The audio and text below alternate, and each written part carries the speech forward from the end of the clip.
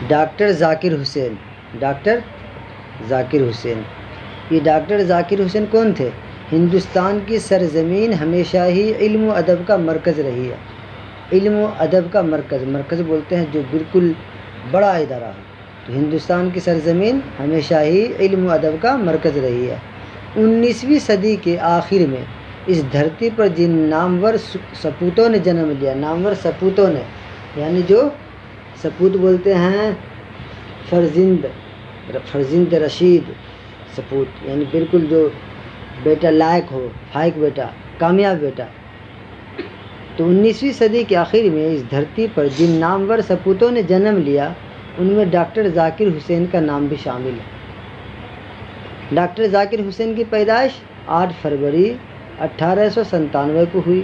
ان کا آبائی وطن فرخ آباد اتر پردیش تھا۔ فرخ آباد کہاں ہے؟ اتر پردیش، یعنی یو پی میں۔ ان کے والد کا نام پوچھا جائے تو ان کے والد کا نام فدا حسین تھا۔ ابتدائی تعلیم گھر پر حاصل کی، یہ سب ایگزاموں میں آتا ہے۔ ڈاکٹر ذاکر حسین ابتدائی تعلیم کہاں کی؟ گھر پر۔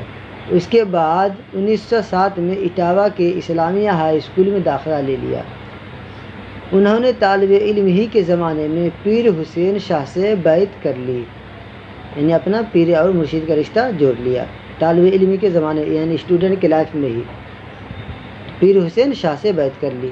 وہ بچپن ہی سے پڑھنے لکھنے میں بہت دلچسپی رکھتے تھے اور وہ شروع ہی سے ایک ہونہار طالب علم تھے۔ ہونہار بولتے ہیں کس کو؟ یعنی کامیاب طالب علم، جس کا پڑھنے پہ زیادہ دل لگتا ہو، کھیلنے پہ کم۔ انگریزوں کے دور حکومت میں ڈاکٹر حسین صاحب نے زراعت کے موضوع پر تحقیقی مقالہ پیش کر کے ڈاکٹریٹ یعنی پی ایچ ڈی کی ڈگری حاصل کی۔ ڈاکٹر ذاکر حسین پی ایچ ڈی کیے، تو پی ایچ ڈی کس سے کیے؟ زراعت کے، زراعت کے متعلق موضوع پر مقالہ پیش کیے اور بس اس کے بعد پی ایچ ڈی کی ڈگری حاصل کی۔ 1926 میں جامعہ ملیہ اسلامیہ، تو جامعہ ملیہ اسلامیہ یہ کیا فل فارم ہے؟ اس کا شارٹ فارم کیا ہے؟ JMI کے وائس چانسلر مقرر ہوئے۔ اسی کو عربی میں بولیں گے شیخ الجامعہ، یعنی پورے یونیورسٹی کے سب سے بڑا عہدے پہ وائس چانسلر، اور 22 سال کے طویل عرصے تک جامعہ سے وابستہ رہے۔ کتنے سال وہاں کیا خدمت؟ 22 سال تک، 22 سال تک جامعہ سے وابستہ رہے۔ جامعہ سے انہیں انتہائی درجے کی محبت تھی۔ وہ زندگی کے کسی بھی موڑ پر جامعہ اور اہل جامعہ کو نہیں بھولے، کبھی بھی جامعہ اور اہل جامعہ کو نہیں بھولے۔ 1948 میں ڈاکٹر ذاکر حسین نے مولانا ابوالکلام آزاد اور پنڈت جواہر لال نہرو کے کہنے پر علی گڑھ مسلم یونیورسٹی کے وائس چانسلر کا عہدہ قبول کر لیا۔ کب کیا؟ علی گڑھ کا 1948 عیسوی میں۔ کس کے کہنے پر؟ ڈاکٹر ذاکر حسین نے مولانا ابوالکلام آزاد، پنڈت جواہر لال نہرو کے کہنے پر علی گڑھ مسلم یونیورسٹی کے وائس چانسلر کا عہدہ قبول کر لیا۔ پہلے کہاں تھے؟ جامعہ میں، انہوں نے اب جامعہ سے علی گڑھ بھیجا تو یہاں جا کے عہدہ قبول کر لیا۔ 8 سال کی مدت میں انہوں نے مسلم یونیورسٹی کو جو نئی شکل اور ترقی دی اسے کبھی فراموش نہیں کیا جا سکتا۔ وائس چانسلر ہونے کے علاوہ ذاکر حسین انجمن ترقی اردو ہند اور آل انڈیا مسلم ایجوکیشنل کانفرنس کے صدر 1992 کیا رہے؟ صدر بھی رہے۔ یعنی وائس چانسلر کے علاوہ ان کے پاس عہدے انجمن ترقی اردو ہند اور آل انڈیا مسلم ایجوکیشنل کانفرنس کے صدر بھی رہے۔ ان عہدہ کے ساتھ ساتھ یہ تمام عہدے بھی ساتھ میں تھے۔ 1952 میں یعنی 52 میں ڈاکٹر ذاکر حسین کو راجیہ سبھا کا رکن نامزد کیا گیا اور 13 مئی 1962 کو وہ نائب صدر منتخب ہوئے۔ راجیہ سبھا کے چیئرمین ہونے کے زمانے میں ان کی دور اندیشی یعنی انسان کی نگاہ دور تک جاتی ہے، تو دور اندیشی اور معاملہ فہمی کا اعتراف اپنوں نے بھی کیا اور غیروں نے بھی۔ وہ خلوص کے پتلے اور غریب پرور انسان تھے، یعنی اس کے اندر اخلاص تھا، اخلاص کی جمع خلوص، اخلاص، اور غریب پرور انسان تھے۔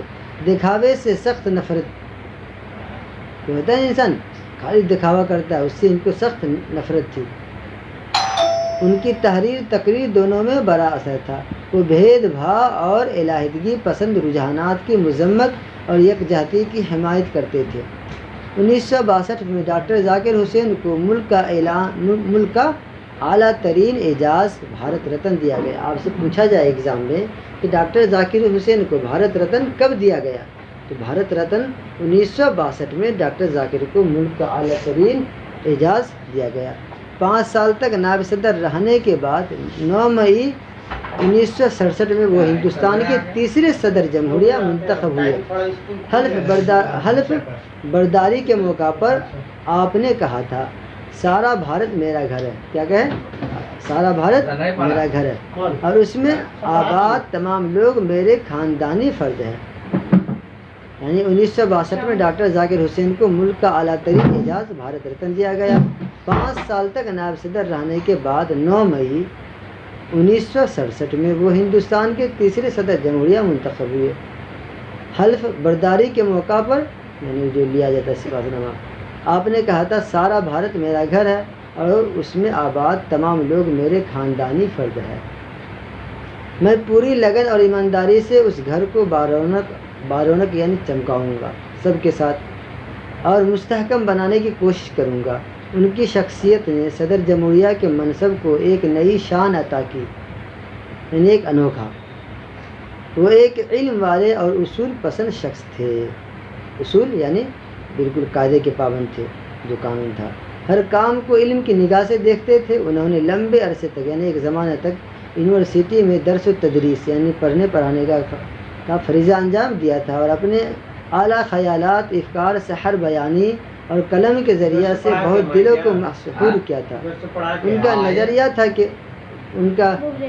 نظریہ تھا کہ تعلیم اور سماجی زندگی کا رشتہ آپس میں بہت گہرا ہے۔ انہوں نے کہا تھا کہ تعلیم صرف ملازمت حاصل کرنے کے مقصد سے حاصل نہ کی جائے، بلکہ تعلیم کا مقصد طالب علم کو وسیع النظر یعنی کشادہ نگاہ، وسیع النظر اور اعلیٰ درجے کا انسان بنانا ہونا چاہیے۔ ڈاکٹر ذاکر حسین کی پوری زندگی گوناگون تجربات سے بھری تھی۔ وہ عظیم ماہر تعلیم، اچھے رہنما اور وطن پرست ہونے کے ساتھ ساتھ ایک دیندار مسلمان بھی تھے۔ انہیں اردو زبان ادب سے گہرا لگاؤ تھا۔ انہوں نے اردو، انگریزی زبانوں میں کئی نادر کتابیں لکھی یعنی انوکھی۔ وہ قومی اتحاد کی علامت تھے۔ وہ قومی اتحاد کے علامت تھے۔ انہوں نے جنگ آزادی کی تحریک میں بھی حصہ لیا۔ ان کی زندگی بڑی خوبیوں کی حامل تھی۔ ان کے اندر بہت ساری خوبیاں تھیں، صفت۔